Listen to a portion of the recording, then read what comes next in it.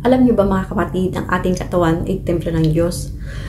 Kaya dapat nating i-invite ang Panginoong manirahan sa ating puso, sa ating buhay. Hindi si Satan, dahil si Satan ay walang mabuting gagawin sa ating buhay. Sabi nga sa 1 Corinto chapter 3 verse 16 hanggang 17, hindi niyo ba alam na kayo'y templo ng Diyos at ang Espiritu ng Diyos ay naninirahan sa inyo? Ang sino mang wawasak sa templo ng Diyos ay parurusahan niya, dahil banal ang templo ng Diyos at ang templong iyon ay walang iba kundi kayo. Kaya lahat ng gumagawa ng masasama at labag sa kanyang mga utos ay parurusahan, kapatid.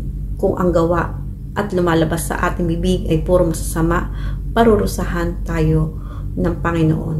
Kaya dapat laging nasa puso natin ang God Holy Spirit upang siya ang manguna sa ating mga gagawin. Siya ang magkontrol sa ating buhay upang lahat ng ayon sa kanyang kalooban lang ang ating gagawin.